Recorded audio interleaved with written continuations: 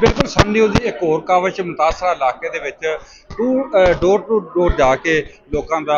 Survey ਕਰ ਰਹੇ ਨੇ ਤਾਂ ਕਿ ਜਿਹੜੇ ਮੁਤਾਸਰੀਨ ਨੇ ਉਹਨਾਂ ਦੀ ਕਿਵੇਂ ਮਦਦ ਕੀਤੀ ਜਾਏ। ਸਨ ਨਿਊਜ਼ ਦੀ ਬੜੀ ਵੱਡੀ ਕਾਵਿਸ਼ ਵਜ਼ੀਰਾਬਾਦ ਆਲਾ ਪਲ ਖੁਦ ਜਿਹੜੇ ਮੁਤਾਸਰੀਨ ਨੇ ਉਹਨਾਂ ਵਾਸਤੇ ਉਹਨਾਂ ਫ੍ਰੀ ਕੈਂਪ ਹੀ ਲਾਇਆ ਔਰ ਉਹਨਾਂ ਨੂੰ ਰਾਸ਼ਨ ਔਰ ਨਕਦੀ ਦੇ ਕੇ ਇੱਕ ਅੱਛੀ ਇੱਕ ਰਵਾਇਤ ਕਾਇਮ ਕਰ ਰਹੇ ਨੇ। ਮੇਰੇ ਨਾਲ ਸੀਨੀਅਰ ਸਾਥੀ ਮਨਜ਼ੂਰ ਫੂਲ ਜੀ ਨੇ, ਉਹ ਕੀ ਕਹਿੰਦੇ ਨੇ ਇਸ ਕਾਵਿਸ਼ ਦੇ ਬਾਰੇ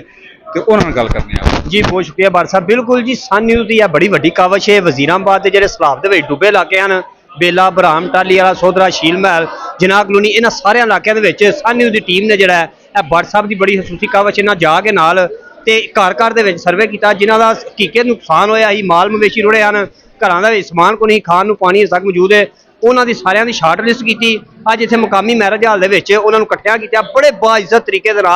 इत्थे बिठा के उन्होंने बड़े बाइज्जत एहसन तरीके